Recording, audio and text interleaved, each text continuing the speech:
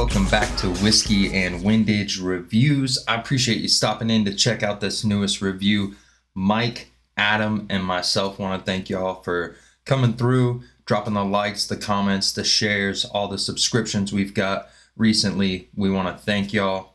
Those of you who stop in to Whiskey and Windage podcast every Tuesday to check that out, we want to appreciate, thank and appreciate all y'all for the love and support. And we're just going to keep it going in 2024. So today I've got another Whiskey and Windage vintage review, which is where I cover a piece from my collection that's no longer in production, not something you're going to see sitting on the shelf at every single gun store that you walk into, but it may be something that you want to pick up to add to your collection just in case you do see it sitting on that used shelf. So today I'm going to cover the Sig Sauer p226 Mark 25.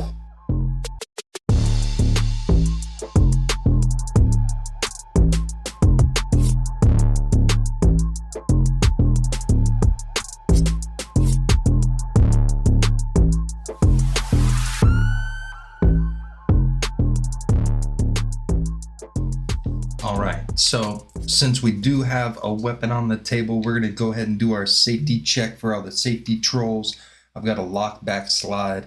I've got nothing in there. We have nothing in the chamber. Our 226 is completely clear. I do also have one magazine on the table that is completely empty. So safety check done. Sig Sauer p226 first jumped onto the scene in early 80s, if I remember right. They sent it out to compete for the M9 competition. This was ultimately beat out by the Beretta 92, which won the M9 contract. We know how the government always likes to choose the very, very best item for the job. Regardless, it didn't win. So it did stay on the U.S. military's radar, though. And a little bit later down the road, late 90s, 88, 89, or excuse me, late 80s, 88, 89, the Navy started talking to Sig Sauer and wanted them to kind of bring back the same system, but with some special requests for Navy Special Warfare or the Navy SEALs. They needed something that was going to be super accurate, super reliable, but also have some fancy coatings to help with saltwater situations. The SEALs can't just always get out of the water and go straight to breaking down weapons and cleaning everything up. Sometimes they come up out of the sea and they got to get right to it. So Sig sent them this. This is the 226 Mark 25. This is a commercial production version of it that Sig Sauer claims has absolutely no differences between what they sold to the public and what they sent over to our boys in Navy Special Warfare. So it's got a phosphate coating all over all the pieces, all over the magazines to keep it from being, keep it from rusting.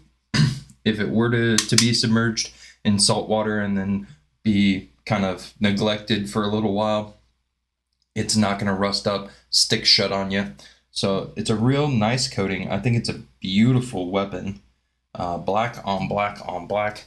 Everything is super recessed.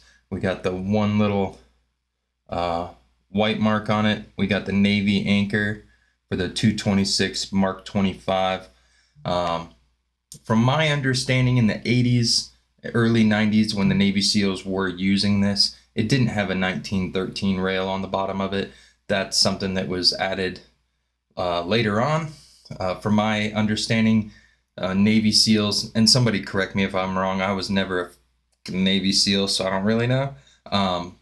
What I have heard is that it did get some updates through the years and that they continued to use this on into the 2000s, and that there may even be some still out there being used in this configuration, but that 1913 rail came much later.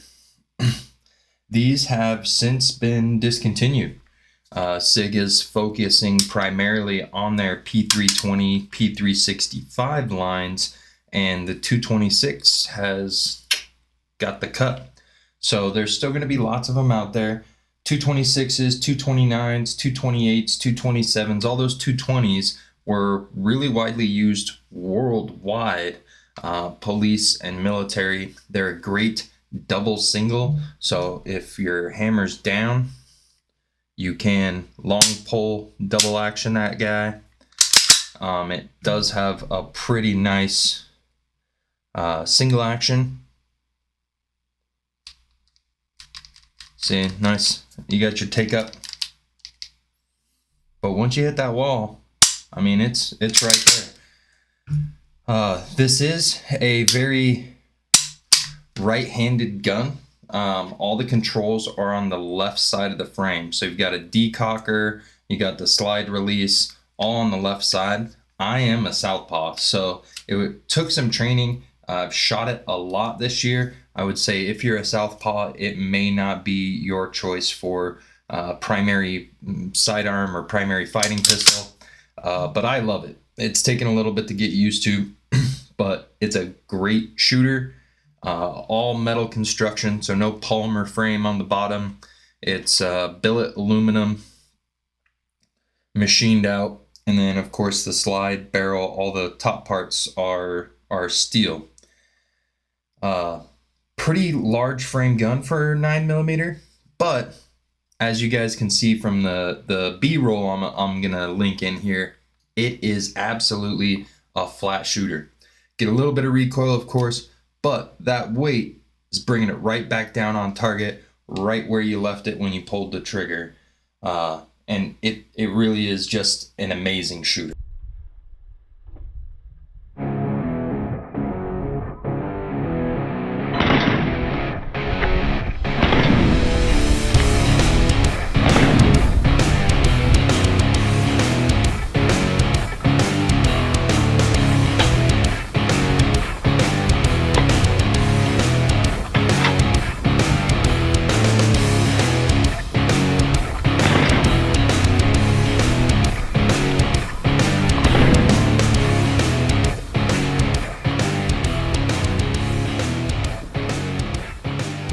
So you can see that all that weight, all that metal in this guy is helping bring that front end right back down where you need it to be. So it makes for a super pleasurable shooting experience. It's fairly low recoil and super, super accurate.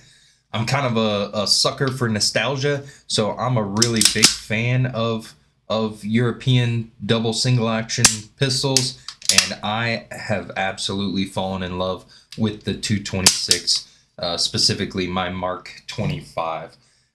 It is something that if I see another one, I might try and secure it, especially if I'm financially in the place to be able to do that.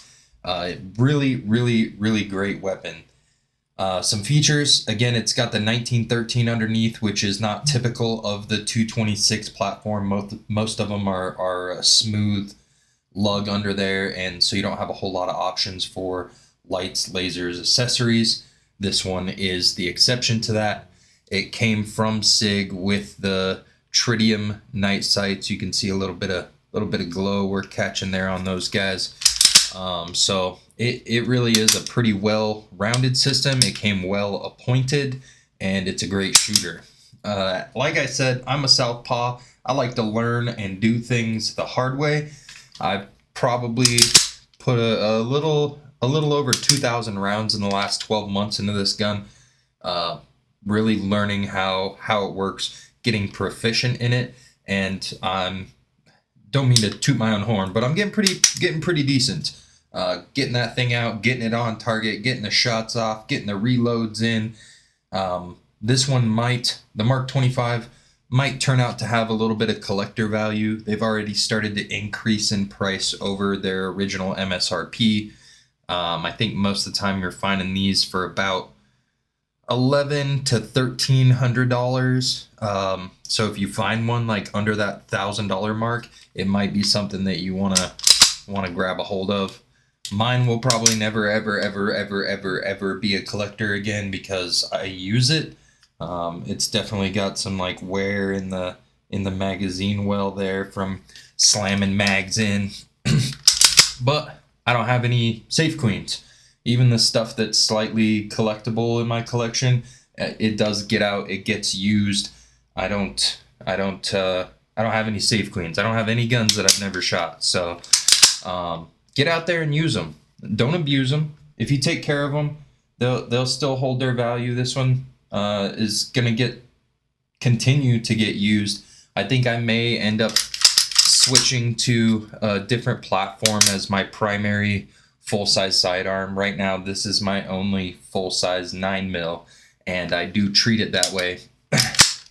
But just for ease of accessorizing, ease of operation, I'm probably going to go to something a little bit more modern that's got slide drop on both sides, a little more ambidextrous friendly.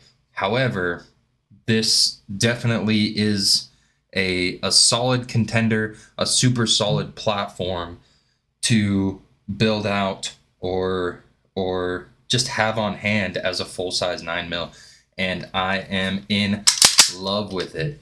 If you guys have any questions, want to know more about it, get with me down in the comments there. We love interacting with our people in the comments. So if you have any questions, get at me. I'd love to answer them for you. You can also hit us up on Instagram. We're always on there, available to talk. I can send more pictures, more videos, anything you guys want to see. So this has been another Whiskey and Windage vintage review. A gun that's been discontinued, but might be a great piece for your collection. A beautiful shooter. Something I'm really in love with. I'm really glad that I have it here. So want to thank y'all for tuning in. Make sure to like, subscribe, and share. And if you guys don't already, get over to Whiskey and Windage Podcast. We have a new podcast every Tuesday that we drop. I'll go ahead and link that down in the description for you. And guys, have a great day. Carry a gun, stay dangerous. Peace out.